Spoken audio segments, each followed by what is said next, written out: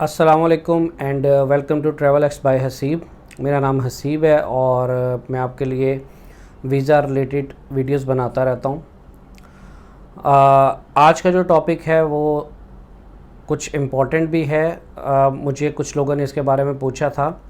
Basically हम लोग जब यूएस वीज़ा की एप्लीकेशन फ़िल करते हैं और इंटरव्यू के लिए जाते हैं, इसमें कौन सी बड़ी मिस्टेक्स हम लोग करते हैं जिसकी वजह से हमारा वीज़ा रिजेक्ट होने के चांसेस बहुत ज़्यादा बढ़ जाते हैं।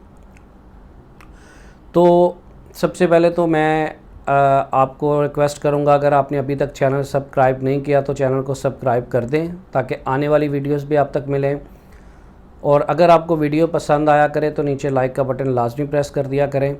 इससे मुझे पता चलता है कि आपको ये वीडियो पसंद आई है कि नहीं। और सबसे थर्ड इम्पॉर्टेंट चीज़, वीडियो को कंप्लीट देखिएगा। मोस्टली मैंने देखा है कि वो पॉइंट मैं क्लियर कर जाता हूँ वीडियो में, लेकिन पिछली वीडियोस के अंदर मैंने देखा है लेकिन लोग फिर उसमें वो कमेंट करके मुझे पूछते हैं कि इस क्वेश्चन का क्या जवाब है या इस सिचुएशन में हमें क्या करना चाहिए। हालांकि मैं वो चीज़ पूरी उस वीडियो में एक्सप्लेन कर चुका होता हूँ। तो प्लीज़ वीडियो को एंड तक देखा करें, क्योंकि एंड तक जब वीडियो आप देखेंगे तो आपको पूरी बात समझ आएगी। तो अब आते हैं अपने टॉपिक की तरफ आज के। वो ये है कि हम लोग यूएस वीज़ा जब अप्लाई करते हैं उसकी एप्लीकेशन में कौन सी मिस्टेक्स करते हैं, और हम लोग जब इंटरव्यू पे जाते हैं तो क्या मिस्टेक्स करते हैं। जो सबसे बड़ी मिस्टेक हम लोग करते हैं वो ये है कि हम लोग हर किसी से मशवरा शुरू कर देते हैं। यानी कि मैंने अगर यूएस वीज़ा अप्लाई करना है तो मैं उस बंदे से भी मशवरा स्टार्ट कर दूंगा जिसने लाइफ में कभी यूएस का वीज़ा अप्लाई नहीं किया, या मैं किसी ऐसे बंदे से मशवरा लेना शुरू कर दूंगा जो शायद किसी अरब कंट्री में, किसी यूरोपियन कंट्री में, इवन वो थाईलैंड, मलेशिया या सिंगापुर तक भी नहीं गया होगा। हम उससे मशवरा लेना शुरू कर देते हैं कि मैं यूएस की एप्लीकेशन अप्लाई करने लगा हूँ तो मुझे क्या करना चाहिए। और वो शायद अपनी तरफ से ठीक मशवरा देता है लेकिन वो मशवरा गलत हो जाता है जिसकी वजह से आपका वीज़ा रिजेक्ट हो जाता है। या आप किसी ऐसे कंसल्टेंट या एजेंट के पास चले जाते हैं, स्पेशली पाकिस्तान की बात करूं तो वहाँ पर ज़्यादा कंसल्टेंट जो हैं वो यूरोप का काम कर रहे हैं या अरब कंट्रीज़ का। तो आप उनके पास चले जाते हैं और आप उनसे यूएस की अपनी वीज़ा फ़ाइल बनवाना। बेसिकली सबसे बड़ी तो लोगों को ये डाउट होता है कि इसकी कोई फ़ाइल तैयार होती है। यूएस वीज़ा के लिए मैंने जैसे पहले भी बताता हूँ आपको, एक DS-160 फॉर्म ही होता है, इसके अलावा कुछ नहीं होता। उसी के अंदर सारी इन्फॉर्मेशन होती है, कोई डॉक्यूमेंट्स तो इसके अंदर लगते ही नहीं हैं। तो वो कंसल्टेंट आपको जो है अपने लिहाज से, क्योंकि उसने बाकी यूरोप या अरब कंट्रीज़ के वीज़े अप्लाई किए होते हैं, वो उसी लिहाज से आपको मशवरा देगा। और वो आपके DS-160 फॉर्म में क्या गलती कर देते हैं कि वो आपकी प्रोफाइल को अच्छा दिखाने के लिए सैलरी ज़्यादा लिख देते हैं, या आपका प्रोफेशन चेंज कर देते हैं, या आपकी इन्फॉर्मेशन कोई ना कोई चेंज कर देते हैं। स्पेशली वो लोग जो रिजेक्ट हैं ऑलरेडी, उनकी वो रिजेक्शन ही नहीं अंदर लिखते कि उनको ये लगता है कि अगर मैं रिजेक्शन लिखूंगा तो इसको वीज़ा ऑफिसर के ऊपर इसकी प्रोफाइल पे बैड इंप्रेशन जाएगा और इसका वीज़ा जो है वो रिजेक्ट हो जाएगा।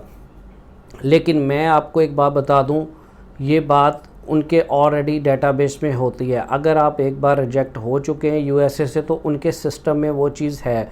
तो किसी भी कीमत पे अपनी इन्फॉर्मेशन को हाइड मत करें। स्पेशली जो रिजेक्ट वाले दोस्त हैं वो बिल्कुल किसी तरह भी इसको रिजेक्शन को हाइड मत करें और उनको एक्सप्लेन करें कि मैंने पहले ऑलरेडी इंटरव्यू दिया था और मैं रिजेक्ट हुआ हूँ, लेकिन मुझे उसका रीज़न नहीं पता और मैं समझता हूँ कि मुझे जो है मेरी प्रोफाइल ठीक है और मुझे वीज़ा मिलना चाहिए। ठीक है।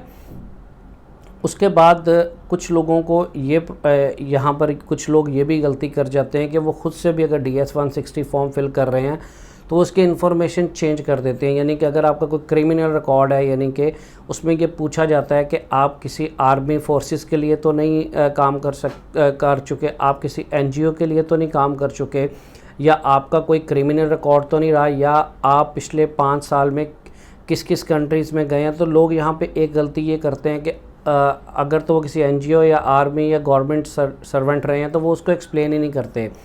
उसके बाद दूसरी गलती है, सपोज़ करें आपने पिछले 5 साल में किसी कंट्री का वीज़ा लगवाया था, आप वहाँ पे गए लेकिन एयरपोर्ट पे किसी वजह से आपको डिपोर्ट कर दिया गया, आप वहाँ पे उस कंट्री का नाम ही नहीं लिखते। मैं आपको एक बात श्योर कर देता हूँ, जब आप DS-160 फॉर्म में अपना ID कार्ड नंबर लिख देते हैं, अपना पासपोर्ट नंबर लिख देते हैं, तो US की जो डेटाबेस है वो बहुत बड़ी है, जिससे वो आपका पूरा डाटा इकट्ठा करते हैं।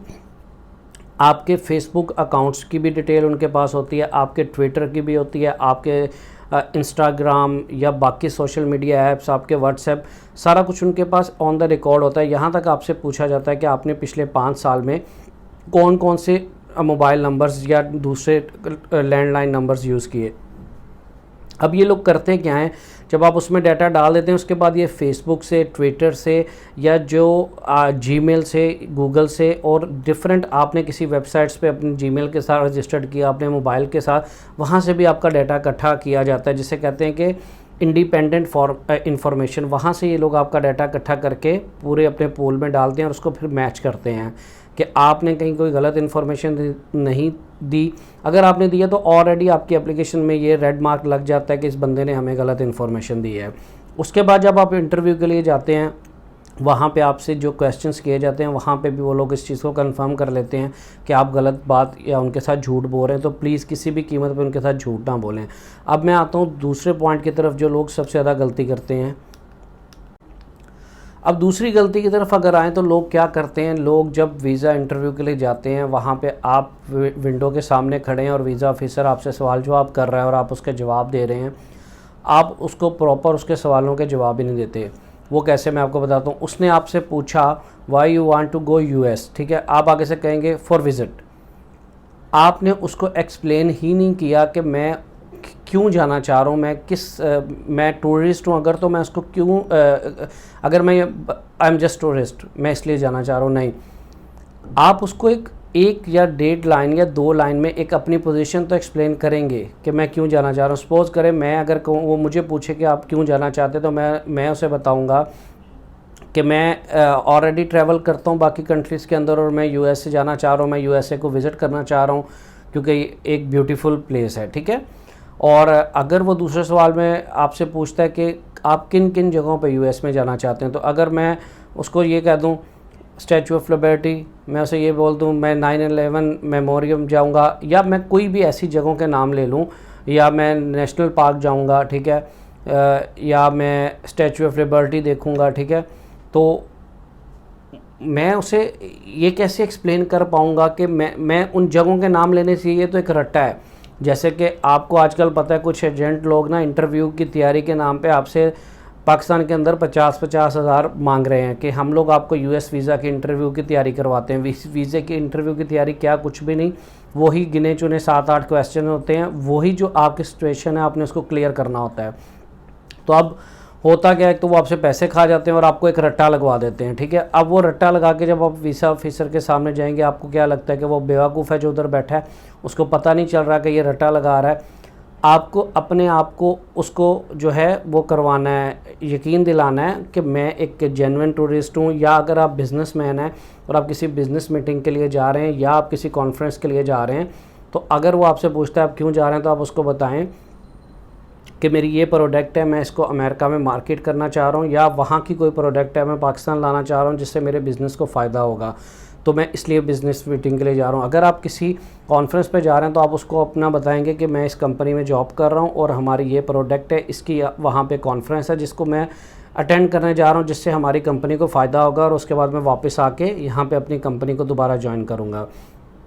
तो अगर वो आपसे ये पूछता है कि आपके जो फंड्स हैं वो कौन मतलब करेगा, कोई और स्पॉन्सर कर रहा है या आप अपना ख़र्चा खुद उठा रहे हैं, तो आप आगे से ये वर्ड का जवाब दे दें सेल्फ़, यानी कि मैं खुद नहीं। आपने उसको बताना है कि मैं अपनी कंपनी में इस डेजिग्नेशन पे जॉब कर रहा हूँ और ये मेरी सैलरी है, इसलिए मैं अपने एक्सपेंस खुद उठाऊँगा। और किसी भी कीमत पे फौरी अपने डॉक्यूमेंट्स उठा के उसके सामने मत रख दीजिएगा, या NOC या कंपनी का लेटर या बैंक स्टेटमेंट, जब तक वो आपसे खुद डिमांड ना करे। अनटिल वो आपसे एक क्वेश्चन कर रहा है तो आपने उसी का जवाब देना है और उसके अलावा कोई बात नहीं करनी, ठीक है। अब मेरी बात उम्मीद है आपको समझ आ गई होगी। ये भी नहीं आपने करना कि पूरी कहानी सुनाना शुरू कर देनी है। वो आपसे पूछे आप क्यों जा रहे हैं, तो आप उसे कहें मैंने प्लान किया कि मैं USA जाऊंगा, मैं वहाँ पे घूमूं फिरूंगा, मैं वहाँ पे दोस्तों से मिलूंगा, और हमने ये भी प्लान किया कि हम वहाँ से डिफरेंट और कंट्रीज़ के अंदर भी, अपना डिफरेंट सिटीज़ के अंदर भी जाएंगे और उनको देखेंगे। तो वो देखिए टाइम नहीं उसका वेस्ट करना, लेकिन ना ही अपना टाइम वेस्ट करना है, लेकिन उसको अपनी सिचुएशन आपने क्लियर करनी है। किसी भी सूरत में आपने उसको छोटे छोटे बिल्कुल आंसर, एक एक वर्ड के आंसर नहीं देने, एटलीस्ट 1 2 3 लाइन में आप उसको अपनी जो है वो जो सिचुएशन है वो क्लियर करेंगे तो वो आपको वीज़ा देगा। क्योंकि वो भी इंसान है सामने बैठा, उसको वो आपका दिमाग तो नहीं पढ़ सकता, तो आप उसको एक्सप्लेन करेंगे, यही वजह होती है इंटरव्यू की। तो अब आपने ये बात जब इंटरव्यू पे जाना है याद रखनी है कि अपनी पोजीशन क्लियर करनी है, 2-3 वर्ड्स के अंदर उसको एक्सप्लेन करना है। अब आते हैं हम लोग एक तीसरी गलती की तरफ। ये भी लोगों को बहुत बड़ी गलती है, जो लोगों के माइंड में ये बात चलती रहती है। तो तीसरी जो गलती हम लोग करते हैं वो ये है, जब हम लोग वीज़ा इंटरव्यू के लिए जाते हैं हमें ख़ुद भी कॉन्फिडेंस नहीं होता। वो कैसे? हम लोग ये सोच के चले जाते हैं कि यार चांस लेते हैं, वीज़ा लग गया तो ठीक है, ना लगा तो खैर है। यानी कि आपको अपनी प्रोफाइल पे ख़ुद ही यकीन नहीं है, यानी कि ख़ुद पे ही आपको ट्रस्ट नहीं है, आपको अपनी प्रोफाइल पे यकीन नहीं है कि मेरी प्रोफाइल इतनी अच्छी है कि मुझे वीज़ा लग सकता है। तो आपकी प्रोफाइल को वीज़ा ऑफिसर कैसे इस चीज़ का यकीन करेगा कि यार इसकी प्रोफाइल बहुत अच्छी है और मुझे इसको वीज़ा देना चाहिए? ख़ुद को प्रिपेयर करके जाएं, ख़ुद को अच्छे से वहाँ पे प्रेजेंट करें, ठीक है, रिप्रेजेंट ख़ुद को बहुत अच्छे से करें, उनके क्वेश्चंस के अच्छे तरीके से आंसर दें और इस बिलीव के साथ जाएं कि आपको वीज़ा मिलना चाहिए। अगर आपको ऐसा लग रहा है कि आपकी प्रोफाइल अच्छी नहीं है तो मैं आपको सजेस्ट करूँगा आप अप्लाई ही ना करें, आप अपनी प्रोफाइल को अच्छा बनाएं, उसके बाद अप्लाई करें। एक और लोगों को ये होता है कि यार लोग डर जाते हैं जब आप वहाँ पे वीज़ा इंटरव्यू के लिए बैठे होते हैं, ठीक है, तो आपसे आगे सपोज़ करें कि 4 विंडोज़ हैं वहाँ पे और चारों पे बारी बारी लोग जा रहे हैं और 4 ऑफिसर्स बैठे हैं। आप देखते हैं कि यार सेकंड वाली विंडो पे तो वीज़ा ऑफिसर बहुत गुस्से में है या उसका मूड ठीक नहीं लग रहा और वो बहुत ज़्यादा रिजेक्ट कर रहा है लोगों को, लेकिन विंडो 3 पे अगर मैं देखूं तो वो लोगों को बहुत ज़्यादा अप्रूव कर रहा है। तो लोग पहले ही टेंशन में आ जाते हैं कि पता नहीं मैं किस विंडो पे जाऊंगा। और होता ही है कि कभी कभार आप उसी विंडो पे चले जाते हैं जहाँ पे ज़्यादा रिजेक्ट हो रहा होता है। मैं ये नहीं कहता कि सब वीज़ा ऑफिसर ऐसे होते हैं, लेकिन नेचुरल है, कभी इंसान की तबीयत नहीं ठीक होती, उसका सर दुख रहा है या वो किसी टेंशन में है, ठीक है, वो भी हमारी तरह इंसान है। 90 में से 10%, 100 में से 10% चांस ऐसा है कि ऐसा हो जाए। बिल्कुल ऐसा होता भी है कि उस वीज़ा ऑफिसर का उस दिन मूड अच्छा नहीं था तो आपकी अच्छी वाली प्रोफाइल को भी रिजेक्ट कर दे। लेकिन क्या मैं बोल रहा हूँ, ये 10% चांस है। 90% आपका प्रॉपर इंटरव्यू होता है, उनके पूरे हेल्थ चेकअप्स, हर चीज़ उनको चेक किया जाता है, लेकिन फिर भी इंसान है, नेचुरल है, उनसे भी हो जाती हैं चीज़ें, गलतियाँ, तो वो एक बैड लक हो सकता है, वरना वो ऐसे आपका वीज़ा रिजेक्ट नहीं करते। आप ख़ुद को ट्रस्ट करके जाएं, ठीक है, और आपने अपना केस उसको अच्छे से पेश करना है। अगर उसका मूड ख़राब भी है ना, सपोज़ करें वो मतलब अच्छे से बात नहीं कर रहा, तो आप उसको अपने क्वेश्चंस के थ्रू देखें। बोलना जो इंसान की होती है बड़ी ताकत होती है, और इंटरव्यू में आप बोल के ही उसको अट्रैक्ट कर सकते हैं, आप उसको इम्प्रेस कर सकते हैं। तो आपने उसको अपने प्रेजेंटेशन, अपना बोलना, आपका स्टाइल ऐसा होना चाहिए, आराम से, तहम्मुल से उसका आंसर दें, घबराएं नहीं, ठीक है। तो उम्मीद है कि अगर वो थोड़ा उसका मूड ऊपर नीचे भी होगा तो वो आपको एक्सेप्ट कर लेगा। तो ये 3 से 4 पॉइंट मैंने बताए हैं, इनका बहुत ज़्यादा ख्याल रखें ताकि आपका वीज़ा रिजेक्ट ना हो, क्योंकि ये 3-4 पॉइंट्स अगर आप फॉलो नहीं प्रॉपर करते तो वीज़ा रिजेक्शन के चांसेस ज़्यादा हैं। तो आज की वीडियो यहाँ पे ख़त्म होती है। अपना बहुत सा ख्याल रखिएगा। अगर आपको वीडियो पसंद आई है तो नीचे लाइक का बटन दबा दें, और अगर आपने अभी तक चैनल सब्सक्राइब नहीं किया तो कर दें। मैं इंशाल्लाह आने वाले फ्यूचर में भी आपके लिए अच्छी से अच्छी इन्फॉर्मेशन वीज़ा रिलेटेड लेकर आऊँगा, ठीक है। और स्पेशली यूएस को मैं ज़्यादा कवर कर रहा हूँ। बाकी आप मेरी प्लेलिस्ट में जा सकते हैं चैनल के ऊपर, जहाँ पे यूएस का एक पूरा सेक्शन बना है, जहाँ पे आपके लिए बहुत अच्छी वीडियोस मौजूद हैं। इसके अलावा यूरोप का भी है, जहाँ पे मैं यूरोप के रिलेटेड अपडेट देता हूँ, और बाकी कुछ डिफरेंट वीज़ास कैसे लगवाए जाते हैं उनके ऊपर एक सेक्शन भी है। तो अपना बहुत सा ख्याल रखिएगा। Take care, good bye.